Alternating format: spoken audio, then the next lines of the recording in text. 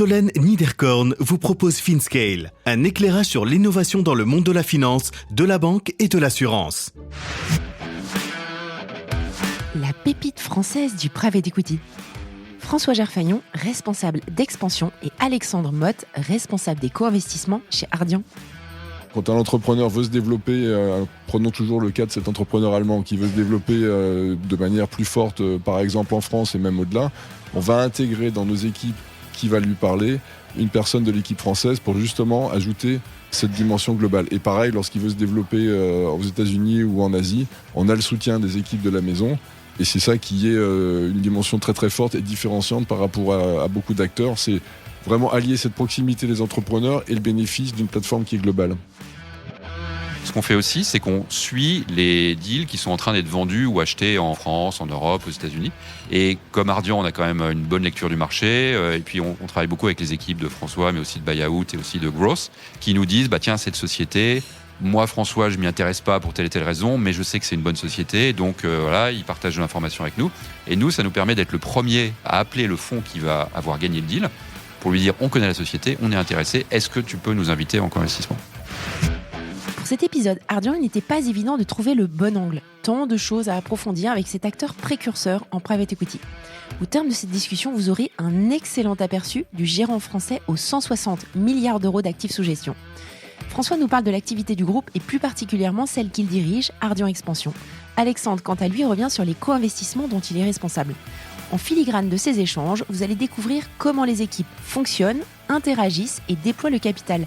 Nous nous attardons bien entendu sur l'ESG, mais je vous rassure, il n'y a pas de réglementaire cette semaine. Je vous souhaite une très bonne écoute à tous.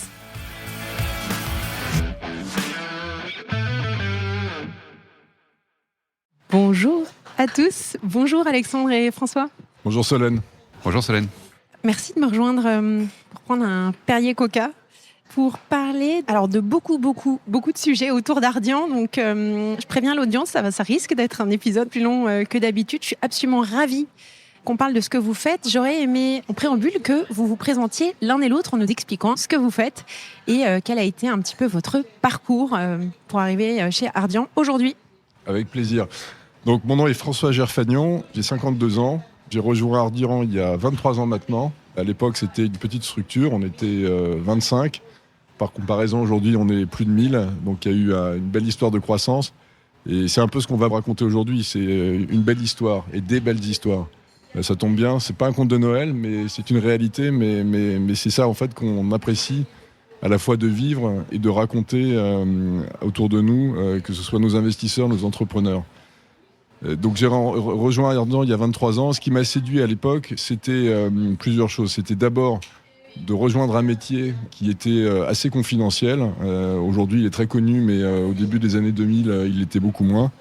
Donc, ce qu'on appelait à l'époque le capital investissement, maintenant le private equity, mais c'est la même chose. Et ce qui m'a séduit, c'était la capacité à être en proximité des entrepreneurs et à les accompagner dans leur croissance en ayant une relation très très forte. Par opposition à celle que j'avais connue auparavant, où pendant 5 ans, j'ai géré des portefeuilles actions cotés, où là, la relation est finalement beaucoup plus lointaine, beaucoup plus distante, et surtout avec une volatilité des marchés financiers qu'on n'a pas lorsqu'on parle de private equity et lorsqu'on investit dans ces métiers-là. Donc le temps est plus long, la proximité est plus grande avec les entrepreneurs et on a le temps de se poser plus sur la stratégie et de prendre les bonnes décisions sur du moyen long terme et pas uniquement sur du court terme. Voilà, donc c'est ça qui m'a séduit, avec en plus une rencontre, celle de Dominique Sénéquier et des équipes de AXA Private Equity à l'époque, puisque Ardian, c'est le nom maintenant depuis 10 ans, mais à l'origine, ça s'appelait AXA Private Equity. Et ce qui me plaisait, c'était le dynamisme des équipes, leurs valeurs, et puis cette association entre une marque très forte, celle d'AXA, qu'on a réussi à garder aujourd'hui avec Ardian, et une dimension très entrepreneuriale. Tout le monde avait en tête le parcours de Claude Bébéar chez AXA, et c'est un peu ça qu'on avait envie de reproduire au niveau du private equity, à l'époque AXA Private Equity et maintenant Ardian. Voilà, donc ça a été beaucoup le fruit d'une intuition et d'une rencontre, et puis un parcours après qu'on va vous raconter, après avoir passé la parole à Alexandre. Mais voilà, c'est ça en fait l'histoire qui aujourd'hui nous anime. Et aujourd'hui, tu es en charge d'expansion, en fait, Ardian Expansion. Hein. Voilà, donc moi aujourd'hui j'ai 2 rôles au sein du groupe. Un rôle au niveau d'un fonds mid-cap qui est le fonds pan-européen de la maison, qui voilà, aujourd'hui on investit un fonds de 3 milliards d'euros. Donc ça, c'est mon activité principale, en plus de celle d'être directeur général d'Ardian France, dont on vous parlera un petit peu après. Super, merci. Alexandre. Merci François, bonjour à tous. Moi, Alexandre Motte, j'ai rejoint Ardian il y a 16 ans. Vous verrez chez Ardian beaucoup de gens qui sont là depuis longtemps. C'est vrai qu'Ardian a cette culture d'essayer d'embaucher les gens jeunes et puis après les gens restent parce qu'ils sont bien. Avant, j'avais passé 7 ans au BCG, donc dans le conseil en stratégie, et ce qui m'intéressait en changeant de maison et de métier, c'est d'être beaucoup plus en prise directe avec, comme l'a dit François, les entreprises, et puis qu'aussi on voit clairement l'impact de nos décisions. Et je suis aujourd'hui responsable de l'activité de co-investissement d'Ardian, dont on parlera aussi plus en détail tout à l'heure, je suppose. Super, merci beaucoup. Alors, François, on va commencer par toi. Ça va être un épisode en 2 parties avec François qui parle au départ et puis Alexandre qui prend la suite. L'idée, c'est d'approfondir sur les sujets d'expansion d'une part et sur le co-invest d'autre part. Juste pour dresser le portrait d'Ardian, est-ce que tu pourrais rapidement rappeler à notre audience ce que fait Ardian aussi en France plus spécifiquement, et nous faire un retour sur l'évolution depuis la création en termes d'AUM, de personnel, etc. Bien sûr, avec plaisir. Donc, la société a été créée en 1996 par Dominique Sénéquier au sein du giron AXA, donc AXA Private Equity, avec une logique qui était très très forte, qui était celle de la gestion pour compte de tiers, par opposition à ce qui se faisait beaucoup dans des structures à l'époque qui étaient plutôt captives de banques ou de compagnies d'assurance. La stratégie était dès le départ, à chaque fois qu'on investissait 1 euro pour AXA, on devait en investir au moins 2 pour des tiers, à la fois en France, en Europe et puis progressivement à travers le monde. Donc c'est aujourd'hui cette structure a beaucoup grandi puisque en partant d'un fonds qui était de 100 millions d'euros en 1996 et qui était dédié à une stratégie qui était celle du LBO, aujourd'hui si on regarde 27 ans après, c'est d'abord une équipe, des équipes, donc c'est plus de 1000 personnes, on doit être pas loin de 1100 aujourd'hui. C'est des actifs. On est à près de 160 milliards d'euros sous gestion.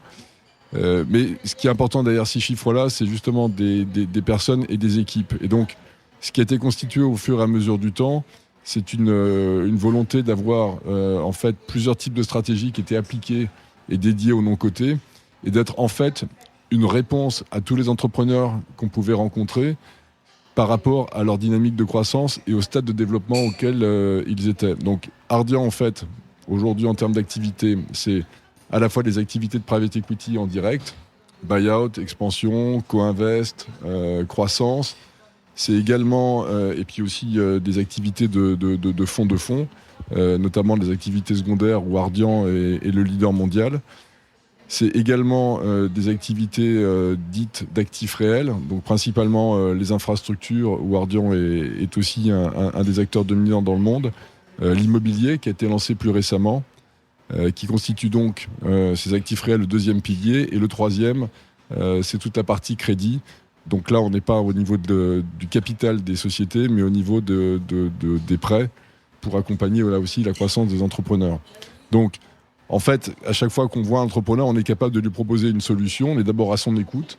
Et en fait, derrière, on a la capacité de lui présenter des équipes qui vont être la bonne réponse par rapport à ces enjeux. Donc voilà, on est une forte activité en matière de stratégie, aussi en matière de développement géographique, à partir d'une base qui était franco-française en 1996. Aujourd'hui, Ardian, en termes d'implantation, c'est 19 bureaux dans le monde, sur l'ensemble des continents. C'est des clients, là aussi, à travers le monde, quelles que soient les stratégies qui sont menées et les fonds. On a en fait des clients à travers le monde.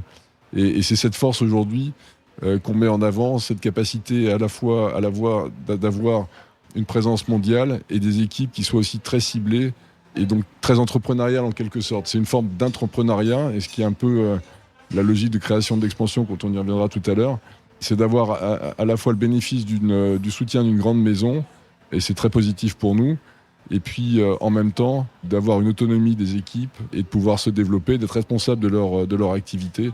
Et c'est très gratifiant pour nous d'avoir cette double dimension. Top. Alors, est-ce que tu pourrais justement faire un zoom sur Ardian Expansion, plus spécifiquement, pour nous rappeler ce que vous faites, et puis la vision de départ et ce que c'est aujourd'hui?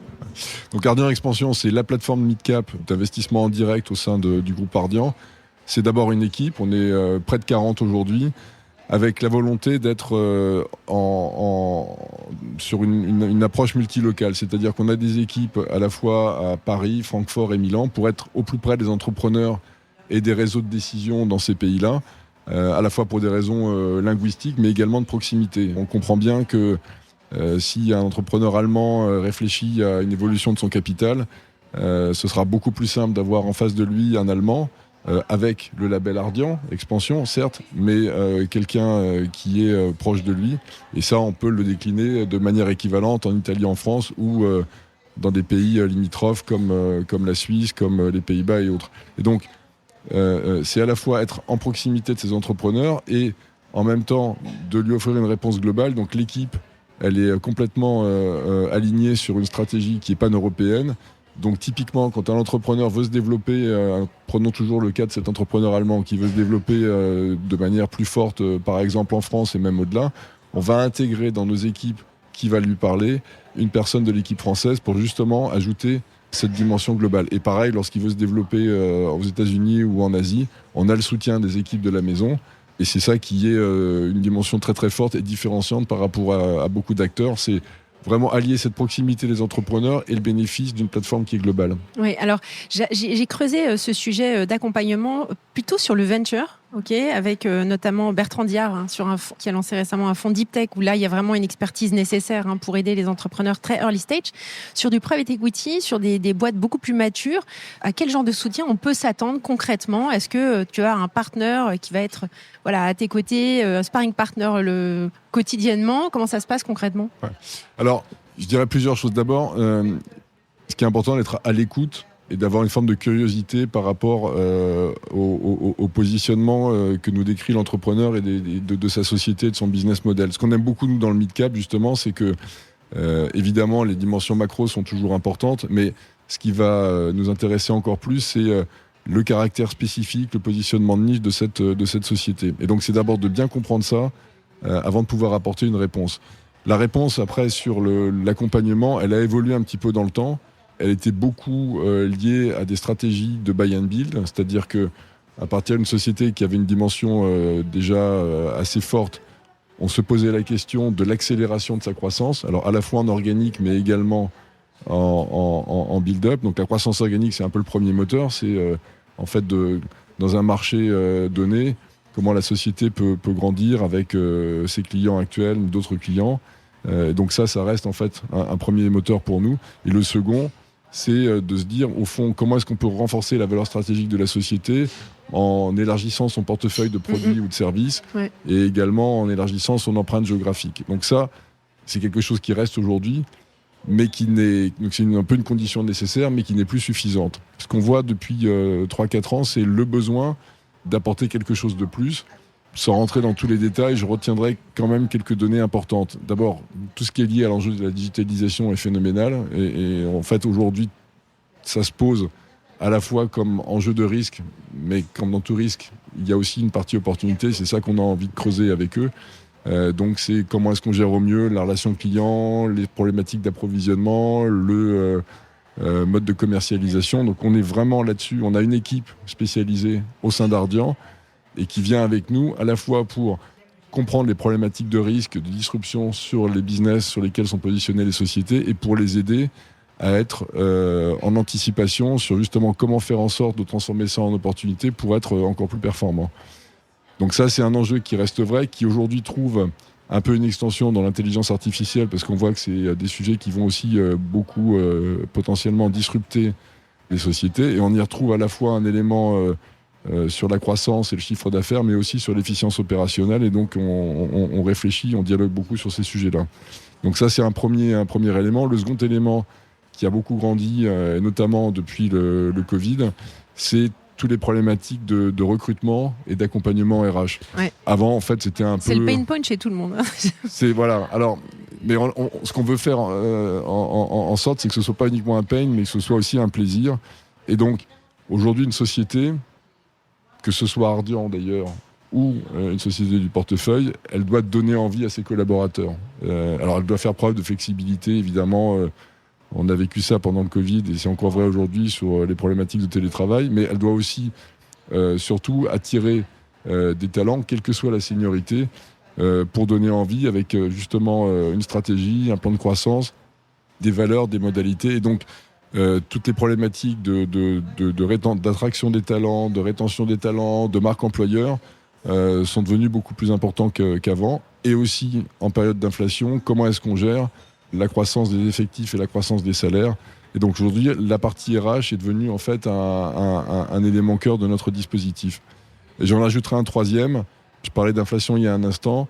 Justement, la stratégie de pricing de nos sociétés, comment est-ce qu'on doit répondre à l'enjeu de progression des coûts, que ce soit éventuellement de matières premières, même si ça a un petit peu baissé ces derniers temps, mais c'était un gros enjeu en 2022. L'enjeu des salaires, justement, il est normal que le pouvoir d'achat de nos employés soit non seulement préservé, mais même augmenté. Et donc, dans ce cadre-là, comment est-ce qu'on fait pour être justement meilleur auprès de nos clients, pouvoir augmenter les prix, mais surtout être finalement leur offrir des services. Et c'est ça aujourd'hui qu'on développe beaucoup. Parfait. Et j'en rajouterai un quatrième qui concerne l'ESG. Il y a énormément d'enjeux de transformation dans les boîtes sur tous ces sujets d'ESG. J'ai reçu il y a peu de temps Rachel Delacour, qui est la CEO de Sweep. De quelle manière vous y prenez en interne pour sensibiliser les boîtes avec lesquelles vous travaillez, surtout dans des secteurs, dans le mid-cap, où il n'y a pas forcément du soutien au sein des entreprises, et quels outils vous mettez à disposition des sociétés ? Ouais. Là aussi, on a eu la volonté d'avoir une équipe dédiée au sein de la maison. Aujourd'hui, c'est une quinzaine de personnes dédiées à ces problématiques de ESG. Donc, c'est très conséquent.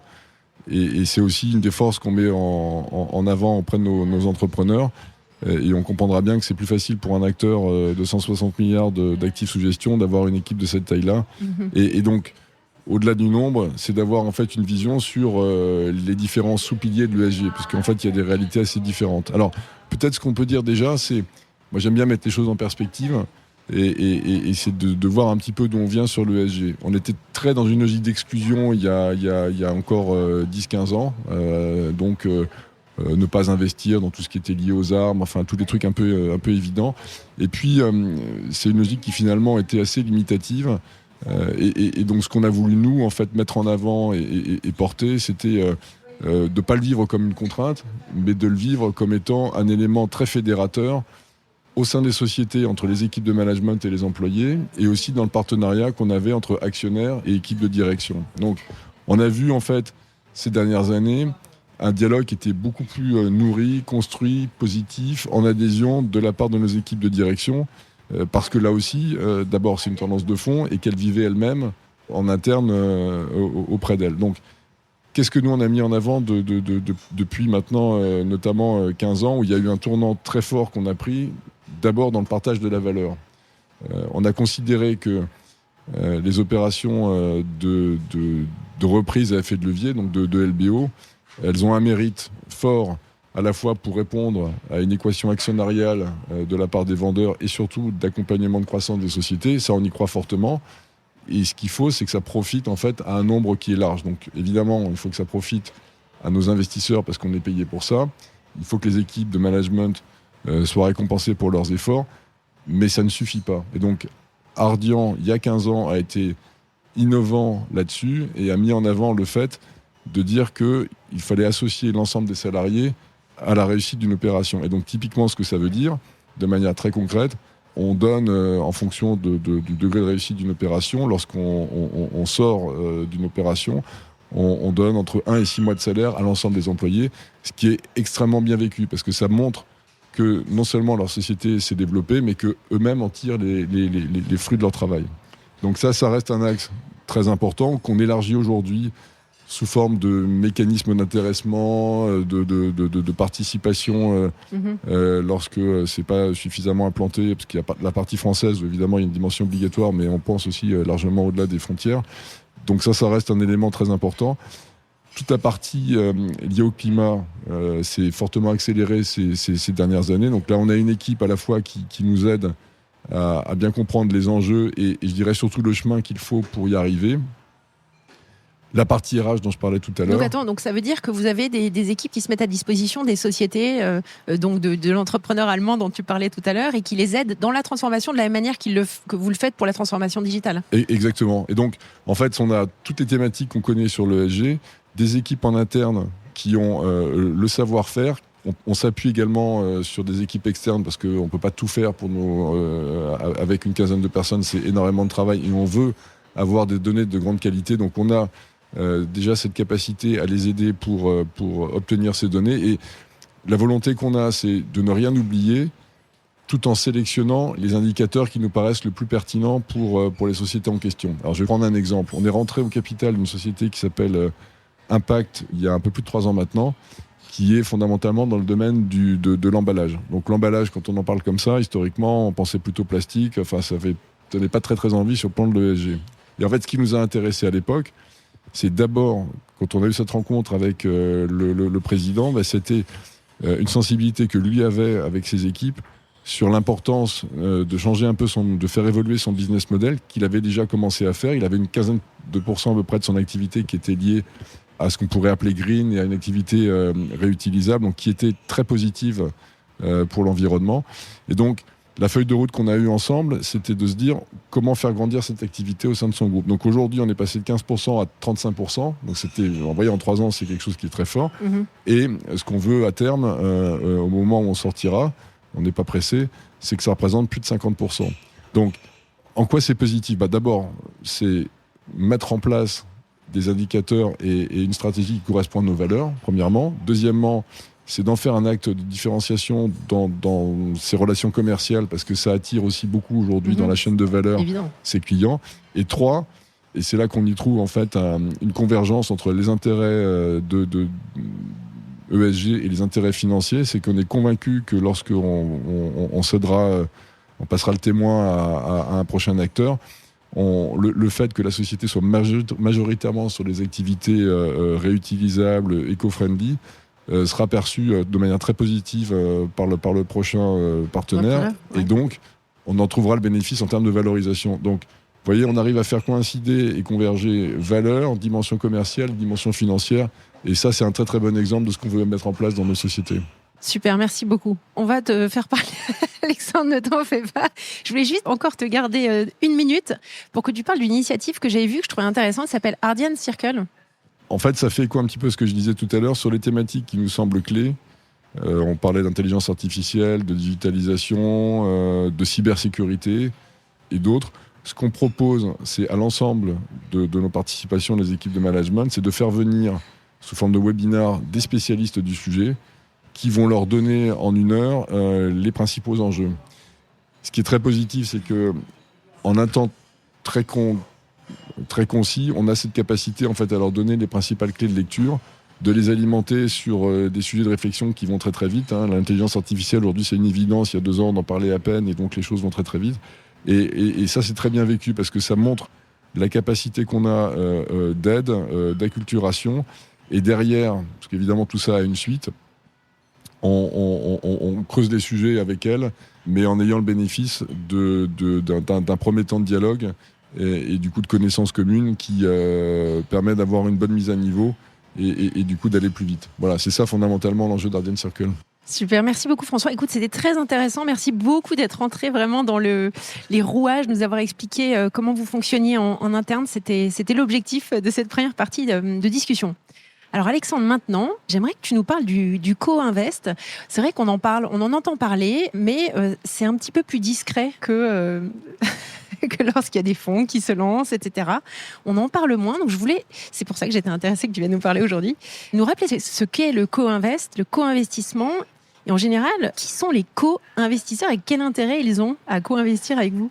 Alors, tu as tout à fait raison, le co-investissement, c'est discret, mais c'est une des parties extrêmement intéressantes et surtout très profitable du private equity. Donc, le co-investissement, la définition, c'est d'être investisseur minoritaire à côté d'un autre fonds, en général, qui va être, lui, le majoritaire. D'accord. Alors, qui sont les co-investisseurs ? Il y a beaucoup de types de co-investisseurs. Beaucoup d'investisseurs en private equity sont intéressés pour faire du co-investissement. Ça va des grands fonds de pension, des family office. Et après, il y a des acteurs spécialisés, comme nous, Ardian, qui avons des fonds dédiés pour faire du co-investissement. Donc c'est un panorama assez général. En général, un investisseur sophistiqué qui investit dans des fonds va être intéressé à faire du co-investissement. Il va être intéressé pour plusieurs raisons. La première, c'est que quand vous faites un co-investissement, quand vous investissez dans un fonds, c'est un investissement qui va prendre 10 ou 15 ans. Vous prenez une décision le jour J et puis vous êtes pendant 5 ans, vous subissez, enfin subir n'est pas le bon mot, mais vous suivez ce que le fonds va faire.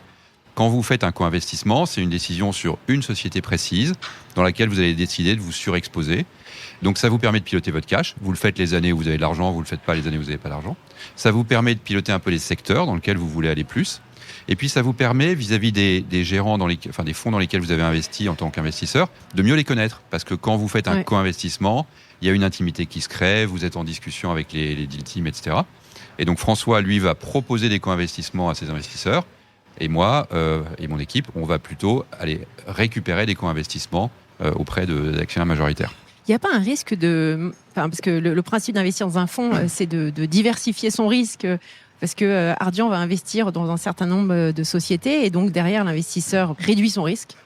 Si tu investis dans des boîtes comme ça, sur base peut-être parfois de coups de cœur, enfin j'ai aucune idée de ce qui motive, mais est-ce qu'il n'y a pas un risque justement de perte en capital plus fort ? Alors si, en fait j'ai décrit les côtés positifs du co-investissement, mais en fait il y a beaucoup de co-investisseurs qui ont découvert à leurs dépens ce que tu viens de dire. Il y a plusieurs risques en fait. Le premier risque, c'est manque de diversification. C'est-à-dire effectivement de se dire, tiens, on me propose une société, je vais mettre 10 millions, alors que d'habitude je mettais 15 millions dans un fonds, et en fait je m'expose beaucoup trop sur un seul actif. Deuxième risque de perte en capital, effectivement. Quand vous investissez dans un fonds, sauf vraiment, il y a très très peu de fonds qui ne rendent pas la totalité de l'argent à leurs investisseurs. Oui. Alors qu'en co-invest, ça arrive. Même nous, Ardian, on pourra y revenir, mais on a des exemples où on a tout perdu sur un deal. Ce que certains sont capables de gérer. Certaines institutions sont capables de comprendre qu'on peut tout perdre de temps en temps. Certaines ne sont pas capables, et donc ça il faut le prendre en compte. Et puis, le dernier risque, en fait, c'est que quand on vous propose un co-investissement, si vous en faites pas suffisamment, vous savez pas très bien, en fait, qu'est-ce qui s'est passé avant qu'on vous le propose. Est-ce que ça a déjà fait 3 fois le tour du monde, ça a été proposé à plein de gens très sophistiqués qui ont tous dit non? Est-ce qu'on vous propose vraiment, ou est-ce que c'est vraiment le dernier fond de cuve dont personne ne veut?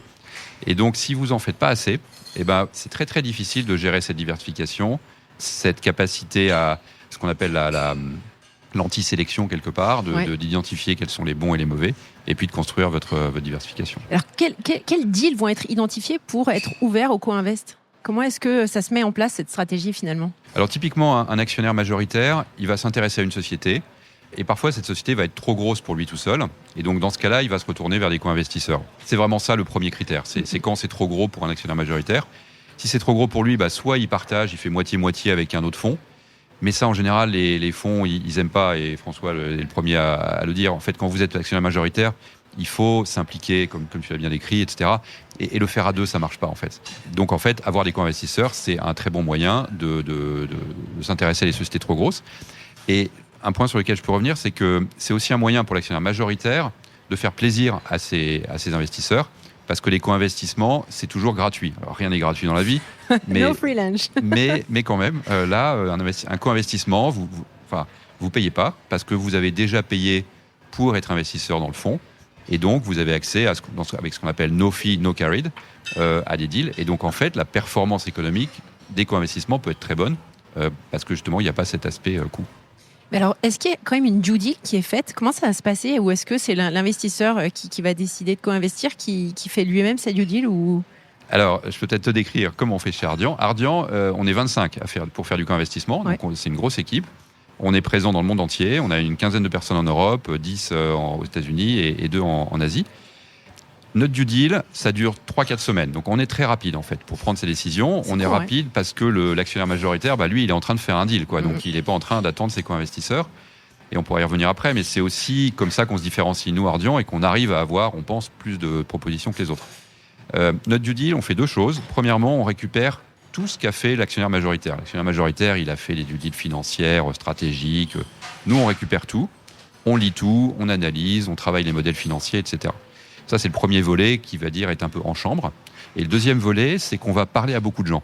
On va bénéficier de tout le réseau Ardian pour parler à des CEO de sociétés dans lesquelles Ardian est investisseur, les équipes d'Ardian. Par exemple, on regarde un co-investissement en Espagne, on va parler à mon collègue qui est en Espagne en charge de l'infrastructure, du buy-out, parce qu'il va mieux connaître que nous le marché, il va nous donner des références, peut-être qu'il connaît l'équipe de management, etc. Et on va aussi s'appuyer sur quelques experts indépendants, donc on travaille avec des réseaux d'experts qui vont nous permettre en ces quelques semaines d'identifier. Notre but, c'est pas de refaire tout le travail, mais c'est d'identifier si le profil de risque et d'opportunité de la société correspond à ce que nous, on cherche. Et comment arrive le deal flow pour ce genre de deal ? Alors, le deal flow, c'est un très gros travail qu'on fait, comme François l'a dit, en collaboration avec notre activité de fonds de fonds. Ardian a une très grosse activité de fonds de fonds. Ardian est investisseur dans 600 fonds dans le monde. C'est énorme, hein. Donc 600 fonds, et c'est une équipe de 100 personnes. Donc les 100 personnes de l'équipe de fonds d'Ardian, régulièrement, rappellent aux 600 fonds qu'on est intéressé pour avoir accès à des co-investissements. C'est une énorme machine. Et nous, on récupère tout ce qui arrive grâce à ça. Donc en fait, on récupère toutes les propositions de co-investissement qui sont issues de cette activité de fonds. On ne se contente pas de ça. Ce qu'on fait aussi, donc ça c'est un peu le push ou le pull, enfin du côté où on se met. Ce qu'on fait aussi, c'est qu'on suit les deals qui sont en train d'être vendus ou achetés en France, en Europe, aux États-Unis. Et comme Ardian, on a quand même une bonne lecture du marché. Et puis on travaille beaucoup avec les équipes de François, mais aussi de Buyout et aussi de Growth, qui nous disent, tiens, cette société, moi François, je m'y intéresse pas pour telle et telle raison, mais je sais que c'est une bonne société. Donc voilà, ils partagent de l'information avec nous. Et nous, ça nous permet d'être le premier à appeler le fonds qui va avoir gagné le deal pour lui dire, on connaît la société, on est intéressé, est-ce que tu peux nous inviter en co-investissement ? D'accord. Alors tu parlais d'une relation qui est beaucoup plus proche. De quelle manière cette relation diffère d'autres types d'invest ? Quand quelqu'un est investisseur dans un fonds, il va voir le gérant une fois par an avec un discours qui va être un peu marketing quand même s'il est transparent. Quand tu es en co-investissement avec quelqu'un, c'est beaucoup plus proche parce qu'en fait, tu vas avoir accès au deal team. Donc, tu vas avoir accès vraiment à la personne qui s'occupe du deal en Allemagne, aux États-Unis, etc. Et donc, le discours de quelqu'un... Et puis, tu vas avoir une discussion avec lui sur les problèmes de la société. Parce qu'en général, ce qui va bien, ça va bien, tant mieux. Vraiment les problèmes. S'il faut remettre de l'argent parce qu'il y a un problème à un moment, on va avoir une vraie discussion à ce moment-là. Et donc, en fait, on se parle plus souvent et donc on se connaît mieux. Alors nous, ce qu'on cherche aussi à faire chez Ardian Co-Investissement, c'est à pas être des co-investisseurs uniquement passifs. À se dire, on investit et puis après, on attend et on relève les compteurs dans 5 ans. On essaie d'avoir une valeur ajoutée. Alors, valeur ajoutée toujours en tant que minoritaire, on reste à notre place, on est humble, on prend pas la place du majoritaire, mais... Tu vas pas au board ? On va parfois au board sur les postes d'observateurs. Et on a aujourd'hui, pour que tu aies les chiffres en tête, on a 70 co-investissements en portefeuille, il y en a 10 où on est au board. D'accord. Donc c'est quand même un certain nombre. Mais on essaie d'avoir une valeur ajoutée en termes de... en fait, Ardian est, comme François a dit, 19 bureaux dans le monde. Donc très souvent, Ardian est beaucoup, beaucoup plus gros que le fonds qui nous propose un co-investissement. Par exemple, on a fait un co-investissement avec un fonds mid-cap américain dans le domaine de la santé.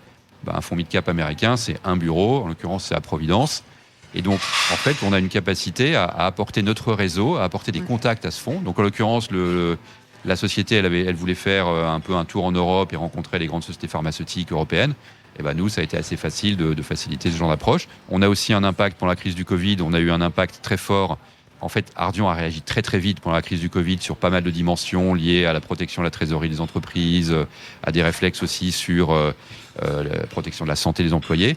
Et là aussi, nous, on s'est dit, en fait, nous, on est beaucoup plus sophistiqués que beaucoup des sociétés ou même des fonds plus petits que nous.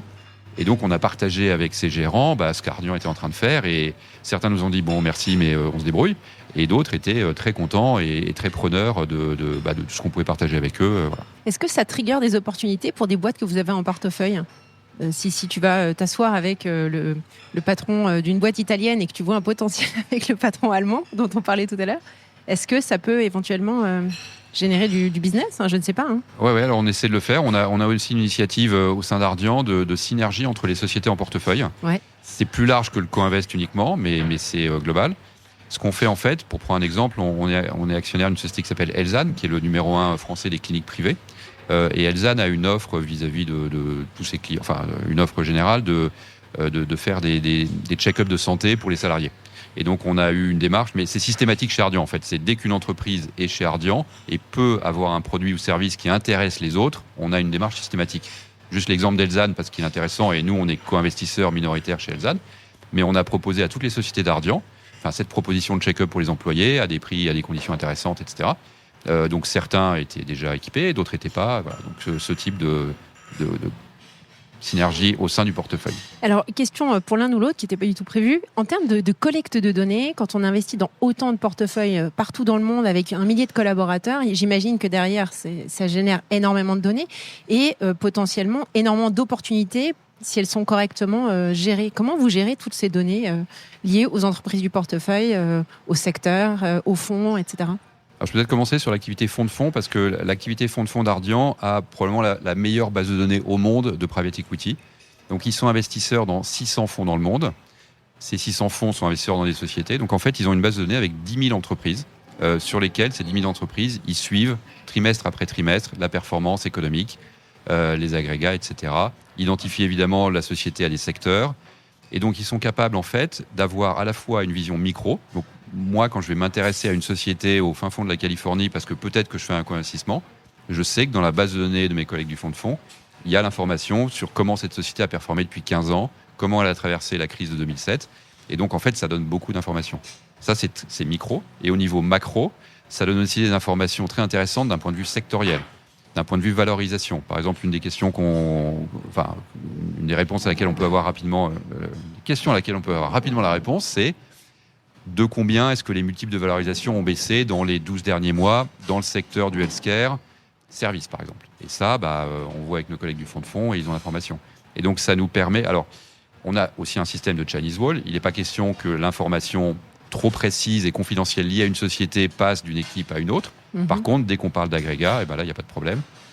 Et ça fait beaucoup de synergie entre nous. Je ne sais pas, François, si tu veux compléter sur les fonds directs. Je crois que tu l'as très bien décrit. On a un enjeu en fait de tirer profit de toute cette masse d'informations qu'on a, de la collecter, de la séquencer, de l'organiser et de la mettre à disposition à la fois des équipes en interne pour être encore meilleurs sur les processus d'investissement et aussi de nos entrepreneurs pour toutes les réflexions justement en matière de synergie, avec une limite qui est celle du régulateur. On doit effectivement respecter de manière très stricte la confidentialité des données. Donc ça aussi d'ailleurs c'est un enjeu pour la data en général, mais on y arrive très bien parce qu'on sait ce qu'on peut se partager, soit sous forme anonymisée, soit sous forme plus précise. Et on a une équipe IT, parce qu'il faut des outils pour tout ça, et c'est aussi l'occasion de leur rendre hommage, à la fois IT au sens général du terme, et on a une équipe plus spécialisée justement sur la data, qui organise tout ça et nous aide à mettre en place ces outils qui sont fondamentaux pour être performants. Super, merci beaucoup à tous les deux. Je voulais terminer sur une question globale sur les prochaines étapes d'Ardian en France. Moi, j'aime bien partir un petit peu de pourquoi est-ce qu'on est là, notre écosystème. Nous, en fait, on est là pour servir nos clients, nos entrepreneurs et de faire grandir les équipes. Alors, on va commencer par les clients, c'est eux qui nous font vivre. Les clients, de quoi ont-ils besoin ? Ils ont besoin de performance, donc toujours d'avoir cette capacité à investir dans des fonds chez nous qui sont au meilleur des performances, mais non seulement en Europe, mais même par rapport à des standards mondiaux. Donc ça, c'est une condition nécessaire, mais qui ne suffit pas. Il faut aller au-delà, et on les sent vraiment en forte demande, et ça ne fait que grandir, sur la notion de service qui va autour. Alors service, ça veut dire quoi ? Ça veut dire d'être capable de les accompagner dans leur réflexion en matière d'allocation d'actifs, que ce soit au sein des différentes stratégies du non-coté et même au-delà. Donc on a de plus en plus, et on a développé ça notamment depuis 10 ans, cette activité qu'on appelle Customized Solution, donc qui permet de gagner des mandats et de leur proposer des produits à la fois Ardian, mais aussi des produits qui sont gérés par des tiers, et donc d'avoir en fait une dimension très large sur nos métiers. Donc cette notion de service, elle ne fait que grandir, et je dirais elle va même encore trouver un temps de développement plus important avec, on en parlait de l'intelligence artificielle, où c'est aussi des sujets sur lesquels on va pouvoir les aider, et on sent une forte demande là-dessus. Sur la partie entrepreneur, on voit qu'il y a aussi beaucoup d'attentes, à la fois leur capacité eux-mêmes à grandir, mais ils ont besoin d'un partenaire qui les connaisse bien et qui peut les aider sur des problématiques métiers, sur des problématiques géographiques et tous les sujets transversaux qu'on a évoqués. RH, ESG, on les a décrits. Et puis les équipes, je terminerai par elles. Elles ont besoin d'avoir une vision sur ce que Ardian et Ardian France de manière particulière projettent. Il faut leur donner envie, il faut les aider à se former, il faut gérer la seniorité des équipes, et c'est un sujet de management qui fait l'objet de soins constants chez nous. Voilà en résumé de mon côté. Merci Alexandre. Pour pas redire ce que François a dit, et prendre une position, un angle de vue différent. Aujourd'hui, Ardian, on gère 160 milliards de dollars. On est le plus gros européen et on est le 6 ou 7e mondial. Et notre enjeu au niveau global, c'est de croître aussi vite que les autres, voire plus vite, parce que c'est une industrie qui est en train de se consolider énormément. Et donc, alors chacun a des visions différentes, mais dans 10 ans, dans 5 ans, il y aura beaucoup moins d'acteurs de private equity et beaucoup plus gros. Donc nous, on veut grossir, on est vraiment dans cette dynamique. Donc pour ce faire, on lance des nouvelles initiatives. Vous avez peut-être entendu parler d'une initiative qu'on a lancée dans les semi-conducteurs, mais aussi dans la décarbonation. On est très actif aux États-Unis aussi, qui est pour nous un champ de croissance très important, où on a pour l'instant des activités de direct, mais on peut en faire plus. On n'est pas encore présent dans le crédit aux États-Unis. Donc il y a encore plein d'endroits où Ardian peut croître. Et c'est essentiel pour conserver notre rôle de leader européen. Et je pense qu'on peut aussi être fiers collectivement. Il n'y a pas beaucoup de secteurs et de sociétés dans le monde qui sont vraiment, de sociétés françaises, qui sont le leader européen de leur secteur, dans le top 5 ou 6 mondial. Ardian en fait partie, beaucoup grâce à Dominique Sénéquier. Et puis aux 1050 ou aux 1100 personnes qui sont derrière elle.